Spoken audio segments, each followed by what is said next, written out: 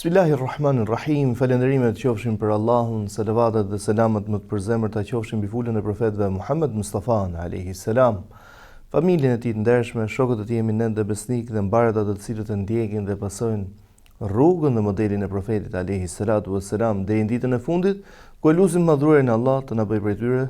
Të dashur teleshikues, ndjekës të kanalit PIS TV, jemi së bashku në ciklin e emisioneve Fjala që udhëzon. Sot kam përzgjedhur një fjalë nga margaritarët e shumë të profetit tonë të dashur, të cilin e transmeton sahabiu i nderuar Tamim ad-Dari dhe thot, ka thënë profeti sallallahu alaihi wasallam, feja është nasihati. I thënë, o i dërguar i Allahut, pra e pyetën dhe i thënë, o i dërguar i Allahut, çfarë është nasihati? Pra kur ti domethënë është përkthyer shpesh në gjuhën tonë shqipe, feja është këshill.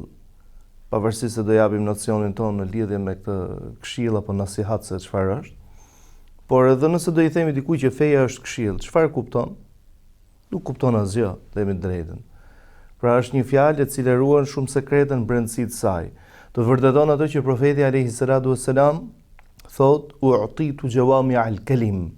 Më janë dhënë mua prej Allahut, pra mrekulli prej Allahut subhanahu wa taala, më janë dhënë fjalët gjithëpërfshirëse, me sekretet shumta, me thesaret shumta në brendësinë e tyre. E pyetën pra dhe i thanë, o i dërguari i Allahut, çfarë është nasihati? Ose me kë është nasihati, me kë duhet të jetë e tillë? I thanë, me Allahun, me librin e Allahut, me dërguarin e Allahut, me të parin e vendit ose prisit dhe me muslimanët mbar, transmeton Imam Muslimi. Vim tek pjesa e parë, tek sahabiu i cili na përcjell ne këtë fjalë të profetit alayhi salatu wassalam.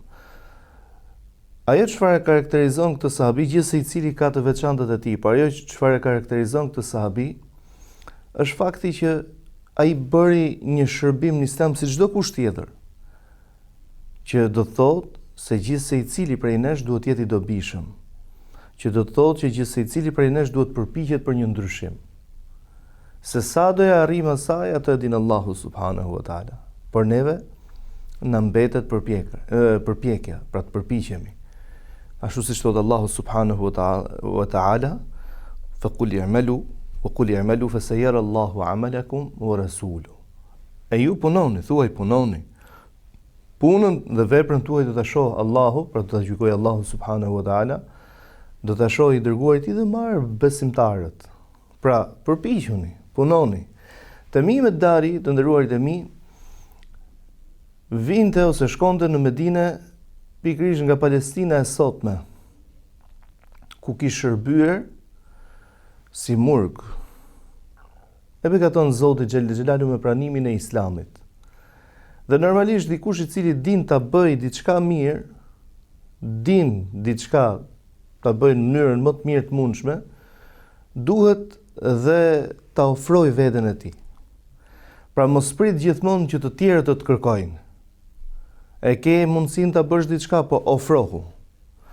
Në kohën e profetit alayhi salatu wassalam, xhamia e dërguarit Zotit ndriçohej nga lëkurat e palmave, pra lëkura e brendshme, pra pasi hiqej kjo palma, mbetej lëkura e brendshme, pra si fije, të cilat i thanin dhe përdornin për të ndriçuar xhamin. Mirë po, pavarësisht se kjo ishte zgjedhje që ofronin arabët asaj kohe, tek Tamim ad-Dari ose në vende tjera, zgjedhja alternativa ishte diçka tjetër. Ndaj duke e parë Tamim ad-Dari, domethënë se ndriçimi nuk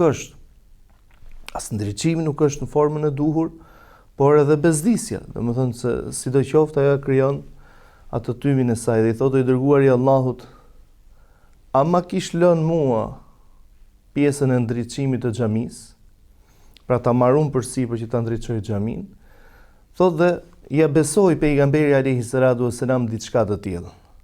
Kur themi ja besoi profeti alayhi salatu wassalam, nuk është se gjithçka që dikush mund të ofrohet ose mund të vetë ofrohet dhe ti duhet ja japësh besimin, absolutisht jo. Pra, kjo vlen që pavarësisht se është një koncept që shpesh njerëzit thonë ose e kanë tek vetja që në fundit unë falas po e bëj. Jo vëlla, nuk po e bën falas. nuk po e bën falas kurrë. Po bën tregti me Allahun subhanahu wa taala. Dhe tregtia me Allahun është ajo e cila fiton. Imagjinoj një person i cili tani nis dhe hap një dyqan, i cili do qoftë ai. A thot ta provoj një herë apo futet në atë biznes, po themi, pasi e ka bërë një hulumtim dhe një studim të përgjithshëm. Po kur bën tregti me Zotin e gjithësisë, kjo është tregti me Allahun. Dhe tregtia me Allahun nuk humbet kurrë, ama duhet kryer ashtu siç e don Allahu xhelle xhelalu. Pra ndaj hiqe konceptin që fundit falas po bën falas. Po bën tregti me Allahun. Dhe nuk është keq, domethënë që të interesohesh. Dhe profeti alayhi salatu wasalam normalisht u interesuar për Tamimet Darin, i cili domethënë diçka të tillë i thot profetit alayhi salatu wasalam që e kanë pas bër në përkishat e tyre. Pra që do thotë që dinte se si funksionon. Ndaj dhe mori ky sahabi i nderuar dhe u bë përgjegjës për ndriçimin e xhamisë së pejgamberit alayhi salatu wasalam, duke marrë edhe 2 specialistë të tjerë, domethënë duke i sjell me vete ose duke i sjell në Medinën e pejgamberit alayhi salatu wasalam, dhe mori përsipër dhe ky është i pari i cili ka ndriçuar xhaminë e pejgamberit, siç ishte ndriçimi i kohës në qytetet apo shtetet e civilizuara, domethënë nëpërmjet llampave me vaj. Pra arabët nuk e njihnin diçka të tillë. Dhe Tamimi Dari është personi i cili e ka futur një kulturë të tillë në mesin e muslimanëve. Tamimi Dari, që kishte një afrimitet, pra ai kishte shërbyer ose kishte qenë në statusin e murgut, kishte një afrimitet me profetin alayhi salatu wasalam, mënyra se si diskutonte me dërguarin e Zotit ishte një tjetër temperament, normalisht sepse kishte një eksperiencë të kaluarën. Na e përcjell këtë hadith të profetit alayhi salatu wasalam dhe shikoni saktësinë. Thot ai profeti alayhi salatu wasalam thot: "Ad-dinun nasiha." Feja është nasihati. E cilësuam dhe pak më parë që shpesh është përdorur kjo fjalë në gjuhën shqipe si këshill. Ndoshta do të kishim diskutime të shumta pastaj se çfarë është këshilla. Por le të ndalemi në gjuhën në cilën flet i dërguari i Zotit, në gjuhën arabe. Folja nasaha në gjuhën arabe ka për qëllim, ose nëse hapim fjalorin arabisht, ka për qëllim kullimin e mjaltit. Pra procesi i kullimit të mjaltit. Siç dihet, pasi bletët domethënë kanë mbushur ato kornizat e hojeve të tyre, merret dhe shtypet ajo korniza dhe normalisht aty mund të ketë edhe cifle të tjera të cilat kërkojnë një lloj kullimi. Domethënë ka nevojë mjalti që ta kullosh. Ata të gjitha të pastra janë. Atëherë çfarë që ka feja? Feja që ka ajka e ajkës. Pra edhe pjesët tjera të bledës aty janë të gjitha të pastërta. Çfarë që ka feja është ajka e ajkës. Dhe profeti alayhi salatu wasalam të përkthejmë ndryshe, po na thot: feja është çiltërsia. Jo, edhe këshilla kërkon çiltërsi. Edhe këshilla kërkon çiltërsi. Por këtë na tregon pikërisht vazhdimi i hadithit të profetit alayhi salatu wasalam, ku e pyesin me kë o i dërguari i Zotit. Pra, arabët e kuptojnë se çfarë është nasihati. Ndaj dhe pyesin me kë o i dërguari i Zotit. Pra, me kë duhet të jesh i çiltër. Pra shikoni domethënë se sa pyetje ideale, se sa pyetje e duhur. Nuk i thanë që i dërguari i Zotit çfarë është nasihati, e kuptojnë fjalën nasihat. E kuptojnë fjalën nasiha. Por tani kërkojnë ta dinë me kë duhet të jesh i çiltër. E vazhdon profeti alayhi salatu wasalam dhe thot: me Allahun. Por si mundesh të jesh i çiltër me Allahun subhanahu wa taala? Kjo është pyetje domethënë e cila na drejtohet gjithëve neve, sepse gjithë kemi nevojë për ta. Nëse bëhet fjalë për adhurimin, të falesh ashtu siç don Allahu dhe në jetë të jetë vetëm Zoti i gjithësisë. Siç thot hadithi i profetit alayhi salatu wasalam, kur bëhet fjalë domethënë për adhurimin, edhe nëse ti nuk e sheh atë Zotin e gjithësisë, dije se Zoti të sheh ty. Pra kur qëndrosh përpara Zotit, të qëndrosh me një lloj autoriteti në namaz, të qëndrosh me një lloj serioziteti në namaz. të mos bëj përshtypje se kush është rreth e qark teje. Kjo është më kryesorja. Nëse nis ta bësh një vepër të mirë në jetë, normalisht me të cilën ti synon Allahun subhanahu wa taala, bëje për Zotin e gjithësisë dhe mos përfshi aty askënd prej krijesave të tij. Se çfarë do të mendoj ky apo çfarë do të mendoj ky tjetri. Çfarë do të thoj ky apo çfarë do të thoj ky tjetri. Bëje në emër të Zotit të gjithësisë dhe Zoti domethënë është ai i cili do të të ndihmoj ta kryesh në formën më të mirë. E rëndësishme është niyeti e para. Domethënë që të jesh i pastër në niyetin tënd, të mos përfshish askënd tjetër në niyetin tënd përpos Allahut subhanahu wa taala. Gjojeni për sa i përket dietarit të shuar Sufjan al-Thauri rahimahullah. Sufjan al-Thauri normalisht si shumë dietarë të tjerë, për cilën se një ditë prej ditësh një nxënës i tij i cili e frekuentonte shtëpinë e hoxhës tij vazhdimisht për të mësuar, thotë shkova tek shtëpia e hoxhës dhe pasi trokita ndër, domethënë më hapi portën, e gjeta duke ngrënë dhe duke e gjetur duke ngrënë, duke drekuar apo duke darkuar çrëndsi ka kjo. Thotë më ftoi dhe më tha, bujrum të ham së bashku, drekojmë ose të darkojmë. Thotë mbeta i habitur, domethënë po shihja i habitur. I thash, më tha, çfarë ke? A ke ngrënë? Domethënë je i ngopur, nuk don, si është puna? Thash, jo hoxh, po më habit sepse kam ardhur dhe shumë herë të tjera dhe të kam gjetur duke ngrënë. Mirë po ti, nuk më ke ftuar për të ngrënë. Po është thjeshta. Nuk e kam ndier me zemër, domethënë diçka që nuk e bëj me zemër, nuk të ftoj dot me gjithë shpirt, se kam bërë për hir të Allahut, ndaj dhe nuk të kam ftuar. Por shikoni se si jetonin këta njerëz. Nuk jetonin me atë më pa apo si do më shoh. Ka shumë rëndësi se si do të shohin. Rëndësia është fillimisht e ke lidhjen e rregullt me Allahun, po. Ne normalisht jetojmë me krijesat e Zotit dhe nuk themi se këtu jemi të vetëm dhe nuk ka shumë rëndësi.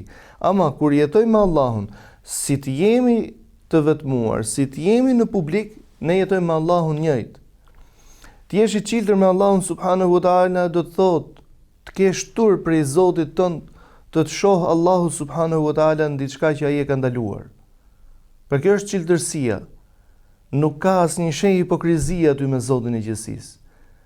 Të jesh i çiltër me Allahun subhanahu wa taala do të thotë që çdo gjë që e bën në jetë ta bësh me niyet, pra të synosh me të Zotin e gjithësisë. Dikush ka një X profesion. Pra ai mjeku i cili frekuenton spitalet apo qendrat shëndetësore apo kudo që i shërben të smurëve, mos e konsideroj këtë profesionin e tij thjesht punë, por me të synoj kënaqësinë e Allahut subhanahu wa taala, sepse po u shërben krijesave të Zotit. Dhe imagjino, domethënë në këtë formë e shndron atë punën tënde të gjithën në ibadet, të gjithën në adhurim.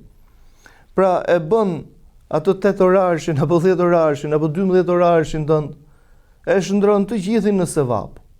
Arsyeja sepse ti këtë je duke e bërë për Allah, nuk ka shumë rëndësi, domethënë njerëzit kanë një koncept tek pjesa e bërë për hir të Allahut, kjo duhet të jetë falas. I nderuari im, ta bësh për hir të Allahut subhanahu wa taala do të thotë që diçka ta kryesh me profesionalizëm, ta kryesh me amanet, të mos zhgënjesh aty krijesat të cilat të kanë dhënë besim, aq më tepër kur ky besim vjen dhe si pasojë e përkatësisë tënde në fe.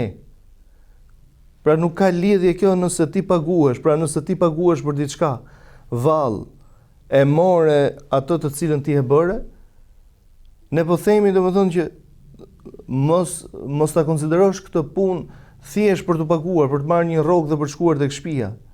Por po themi domethënë që kjo rroga e cila është një vlerë e shtuar tek ti.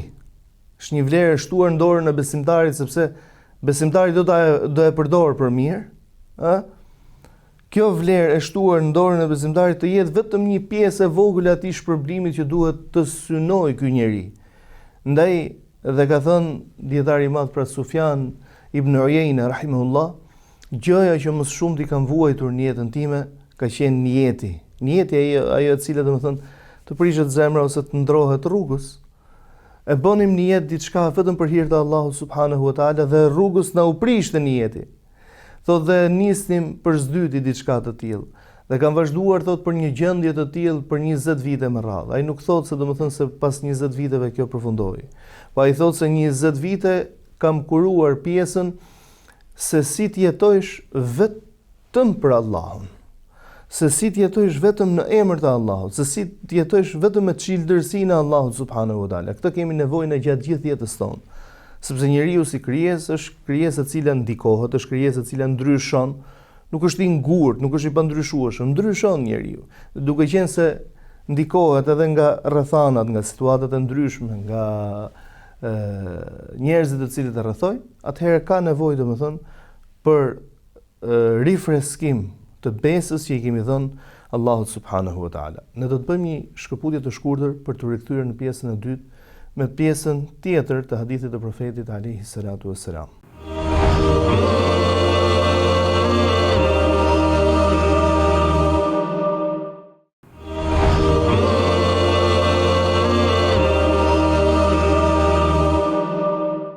Shikues të nderuar, rikthehemi në pjesën e dytë të emisionit për të vazhduar me të nga perlat e shumta të profetit tonë të dashur, ai i cili thotë që shkruani dhe përcjellni prej meje që s'ka që unë flas, qoftë kur jam i qetë, qoftë kur më shihni se jam i nxehur, pasi unë nuk flas vetëm se hak, pasi nuk flas vetëm se të vërtetën, pasi nuk flas vetëm se pra Allahu më ka mbrojtur, më ka ruajtur dhe flas vetëm të vërtetën. Folëm pikërisht diçka, përmendëm për ciptazi, të asaj që quhet ndryshe domethënë çiltërsia me Allahun subhanahu wa taala. Çiltërsia me Allahun do të thotë të mos i friksohesh askujt dhe asgjëje, asnjë situate përpos se Zotit gjithësisë. Askujt dhe asgjëje. Të mos synosh me veprimet e tua tjetër kënd përpos Zotit të gjithësisë. Pra kur të futesh namaz, falu vlla, ashtu siç e ke pasur zakon ose ashtu siç e ke traditë të falesh edhe kur je në vetminë tënde. Mos të ndikojë rrethi se ku ndodhesh, se mos ndoshta ta kryen një formë tjetër namazin më të mirë. Sepse i bën domethënë që ti të falesh për të tjerët, ndërsa ne kërkojmë që të falemi për Allahun. Është Allahu ai i cili na ka obliguar me namazin. Nuk janë krijesat e Zotit. Po e arrit e kënaqësinë e Allahut, gjithçka e ke arritur në jetë. Po e humbe kënaqësinë e Allahut, edhe nëse ke kënaqësi të gjithë krijesave të tjera, gjithçka e ke humbur. Ndaj fokusohu të arrish kënaqësinë e Allahut, e cila nuk mund të braktisë dhe të lihet kurrë, dhe braktis në konceptin tënd, në zemrën tënde, dashurinë apo simpatinë e krijesave. Domethënë, largoje këtë nga zemra, mos të interesojë shumë. Dikujt nuk i pëlqen një vepër që i pëlqen Allahut subhanahu wa taala, është e drejtë e tij. Por shenjë se ti inshallah e ke arritur atë rizan kënaqësinë e Allahut subhanahu wa taala, është fakti se si sillesh me krijesat e Zotit. Domethënë, është e pamundur që ti jesh për atyre njerëzve që Zoti është i kënaqur me të, dhe në të njëjtën kohë sjellja e tij le për të dëshiruar me krijesat e Zotit. Janë dy gjëra që nuk shkojnë. E vazhdon pejgamberi alayhi salatu wassalam, pra të jesh i çiltër me kë? Me Allahun. Me librin e Allahut. Si të jemi të çiltër me librin e Allahut? Kurani famlart është libri i fundit, i shpallur prej Zotit të gjithësisë. Nga fillimi deri në fund, ju shpall profetit Muhammed alayhi salatu wassalam, fjala e Allahut, e pandryshueshme, e pakrijuar. Nëpërmjet saj dhe leximit të Kuranit famlar, ne adhurojmë Zotin ton. Në të ka udhëzim për të paudhëzuarin, ka orientim për të paorientuarin, ka shërim, në të ka zgjedhje për gjithçka. Mirë po, ky libër kërkon një lloj autoriteti, kërkon një lloj çiltërsie. Ky libër nuk duhet të jetë i tillë siç thot Allahu subhanahu wa taala në Kur'anin e tij famlar, shembulli i atyre njerëzve të cilët domethënë e partin diturinë, por nuk punojnë me të, ka mathalil himari yahmilu asfara, si shembulli i gomarit i cili bart libra. Mos jetë Kurani domethënë thjesht si diçka fizike për ne. por të jetë Kurani një lidhje shpirtërore për ne. Të mos e hedhim Kur'anin pas krave. Fillimisht kur të kërkojmë përzgjedhje në jetën tonë reale dhe të jetë Kur'ani kushtetuta e jetës tonë. Duhet të jetë Kur'ani kushtetuta e jetës së muslimanit. Dhe kjo është çiltërsia me Kur'anin famlar. Dhe normalisht duke qenë se Kur'ani është fjala e Zotit nga fillimi deri në fund, ju shpall profetit të fundit, profetit Muhammed alayhi salatu wasalam përgjatë 23 viteve nëpërmjet engjëllit Xhibril. Atëherë çfarë kërkohet prej nesh?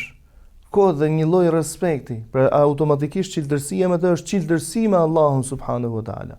Respektimi i fjalës së Zotit është respektimi i Allahut subhanahu wa taala. Nderimi i Kur'anit qoftë dhe si libër, domethënë që ne kemi botuar sot nëpër shtëpitë botuese tona, është respektimi i Allahut xhelle xhelalu.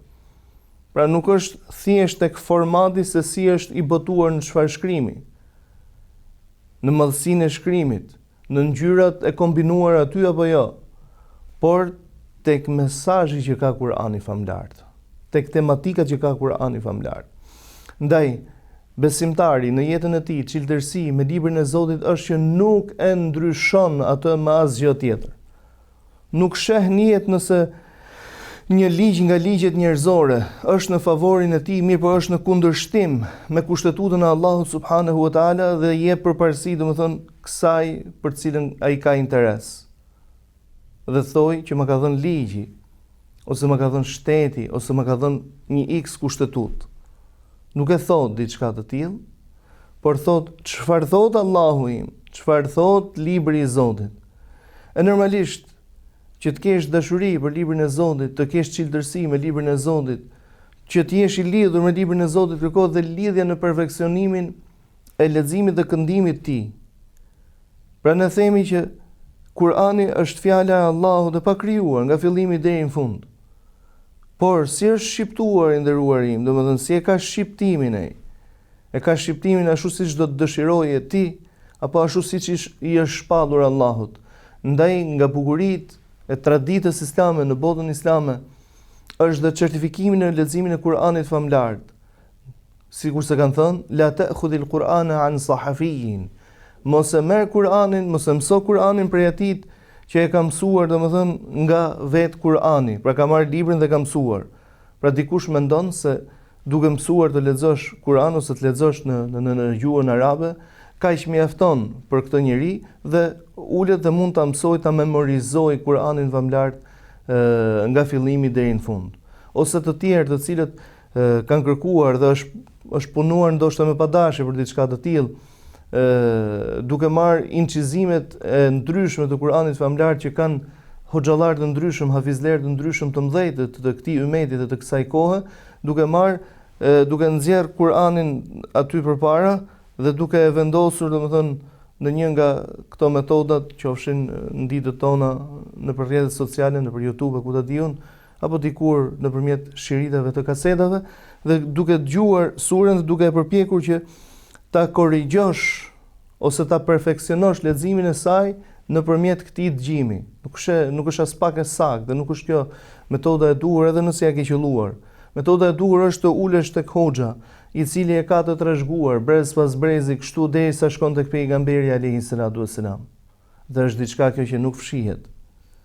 Ndaj pjesë e çiltërsisë me Kur'anin famlar është dhe interesimi për perfeksionimin e këndimit të tij ashtu sikur si është shpallur profetit sallallahu alaihi wasallam. Tregohet se Umar ibn al-Khattab radhiyallahu anhu dëgjon se si dikush po e lexonte një pjesë ose një sure të Kur'anit ndryshe nga ajo që këndonte Umeri apo që kishte mësuar Umeri prej pejgamberit sallallahu alaihi wasallam. Thotë dhe kjo bëri që e mori këtë person për dorë dhe shkuan që të dy para pejgamberit alayhi salam dhe i thotë: "O i dërguari i Allahut, unë lexoj në këtë formë ndërsa ky e lexon në këtë formë." Pra kush prej nesh është gabim? E gjitha kjo nuk është se Umeri donte të nxirrte këtë zotëri në gabim. E gjitha kjo synonte domethënë që kush është e sakta që ta ndjekim, ndërkohë që profeti alayhi salatu wasalam buzëqeshi dhe i tha Omer, edhe ti e ke të saktë, edhe ky e ka të saktë, sepse ai Kur'ani famlar më është shpallur në 7 kirajete ose në 7 lexime, këndime apo dialekte të ndryshme për t'u ardhur në ndihmë, domethënë konkretisht arabëve të asaj kohë që kishin dialekte të ndryshme. Ja miratoi dhe këtij. Mirë po ata të cilët i kanë ruajtur pikërisht këto kirajete, qoftë dhe leximin bazë që është dhe më i përhapur i domethënë sot, janë pikërisht hoxhallarët, janë pikërisht hafizderët e Kuranit. Pra hafiz nuk të bën fakti se ti e memorizove nga fillim, nga Fatihaja deri ke Nasi. Ula aty na ushtua edhe një hafiz i radhës. Po ixhazeti deri tek pejgamberi alayhi salam, ku është? A është vallë i saktë ky titull me këtë person? Ata që u quheshin ndryshe në kohët e hershme, hafizlerë dhe hadithit, a mjaftonte fakti që dinin hadithe përmendësh, apo se këto hadithe domethënë ishin pjesë e transmetimit të këtyre haditheve apo të këtyre librave? Ishin pjesë të transmetimit të këtyre haditheve, pra bëhenin pjesë e kësaj peme më dështore që për hadithet e profetit alayhi salatu wasalam të çojnë deri tek i dërguari i Zotit dhe më pas fjalët e dërguarit të Zotit që janë me urdhër hyjnor ose me shpallje hyjnor të çojnë tek Zoti i gjithësisë. Pra ti bëhesh pjesë e kësaj peme madhështore. Po në rastin e Kuranit ti bëhesh pjesë, je një ndër degët, pse jo dhe gjethet. Por kur ti e sheh këtë pemë të madhe atje, dhe thua ja se po e marr këtu dhe unë kështu siç e kam marr, ja ku u bëra dhe unë një pemë vete, nuk mund të bëhesh një pemë vete. Zoti xhelalu ja shpalli profetit ton Muhammedit sallallahu alaihi wasallam nëpërmjet Xhibrilit alaihi salam. Dhe kështu u përcolli profeti alaihi salatu wasalam shokëve të tij gojarisht. Ja mësoi atë Kur'anin gojarisht. Ndaj edhe kur flasim për rëndësinë e mësimit ose se sa i kushtonte vëmendje i dërguari i Zotit në mënyrën e të mësuarit të tjerëve Kur'anin famlar, e gjejmë pikërisht tek fjala në mësimin e duas së istikharës, pra të përzgjedhjes, ose kur ti i dorëzohesh Allahut në një çështje ku je në mëdyshje dhe i kërkon Allahut të të orientojë.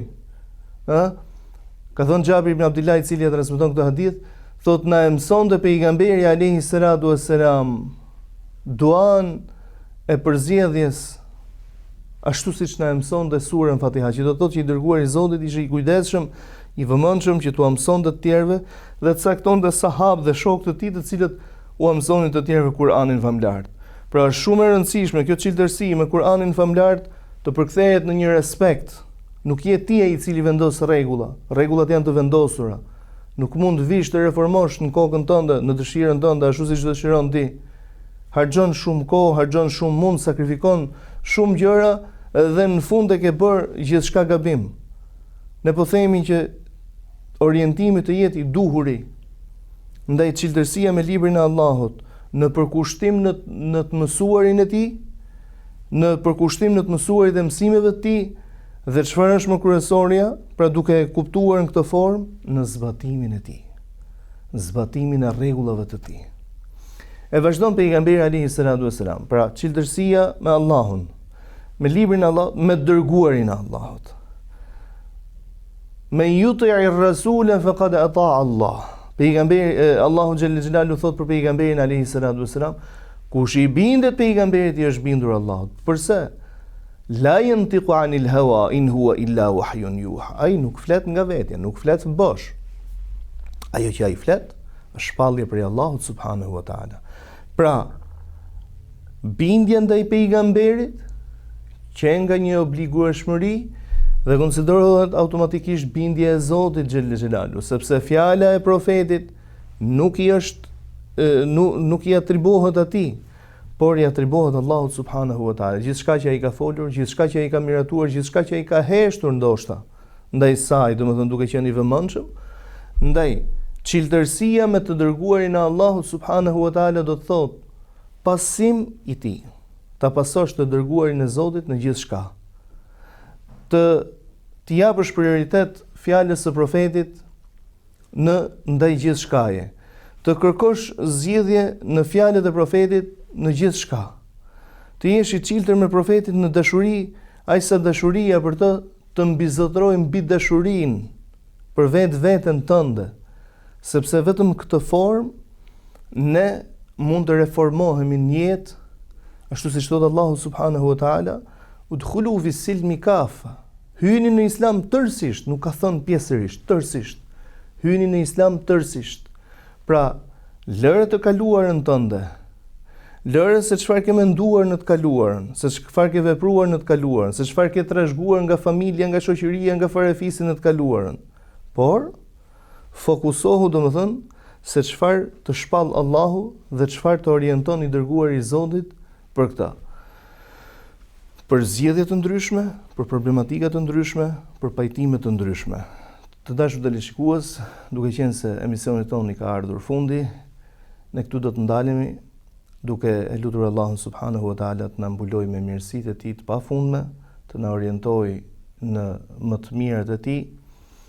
Së bashku do të takohemi në javën tjetër për të vazhduar sërish me pjesën e dytë ose pjesën e fundit të këtij hadithit të profetit alayhi salatu wassalam. Deri atëherë, assalamu alaikum wa rahmatullahi wa barakatuh.